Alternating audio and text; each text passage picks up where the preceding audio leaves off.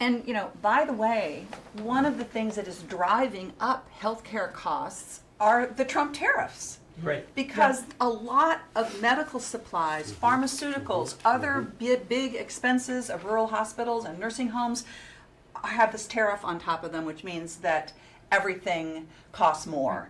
And, I just want to debunk this one thing that our Republican colleagues have been saying. They're saying, the Democrats are insisting that we roll back this $50 billion in support for rural hospitals. So everybody should just know that this is total nonsense, because they put in this sort of special program for rural hospitals. They needed to do that because they screwed rural hospitals by cutting $150 billion out of Medicaid, which is the insurance that rural hospitals count on. So do not fall for this story that they are pushing out there, because it's just complete bullshit. But in addition, what you were trying to do is just make sure that all undocumented people in this country. Right. Isn't that the other thing? That's right. And people, they're still pushing out that story, even though it is completely debunked. The federal law says that you cannot use federal funding to provide health insurance to people who don't have documents, who are here illegally.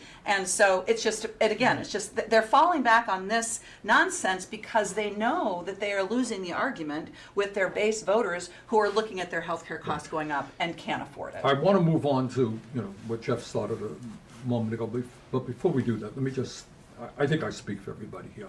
We all understand that before the big, beautiful bill, before the massive cuts to healthcare that Trump is pushing, our current healthcare system is broken, is dysfunctional, and we are the only major country on earth not to guarantee healthcare to all people, despite spending twice as much as any other country. So we are aware of that.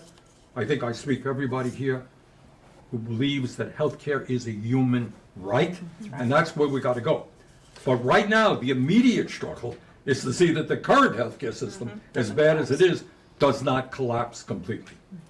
If I was to summarize what the conversation has been about, 9 months of the Trump administration making Americans sicker and poor. That's been his agenda.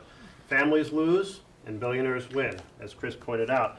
But it's also about this authoritarian takeover, because we're discussing tariffs, but the fact is there is no law that gives the president the ability to set tariffs. That's why we've seen no other president do that. We're discussing sending $40 billion to Argentina, but there is no law that said send $40 billion to Argentina.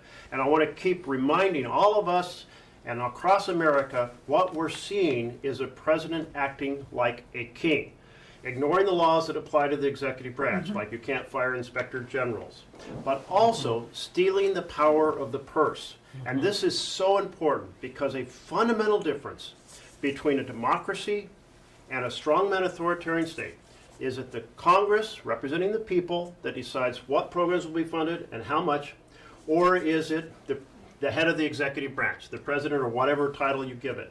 And so we have seen through the strategies Trump has been doing of slowing down funding, freezing funding, impounding funding, running out the clock on the fiscal year and saying, poof, sorry, that funding, well, there was nothing that reversed the law that said well, I was supposed to spend it, but the year is out, so it's gone. And then getting support from the Supreme Court for that strategy, which is, you compile these things, underlying all the battles we're talking about, is we have to fight to restore our democracy. We are in the middle of an authoritarian takeover.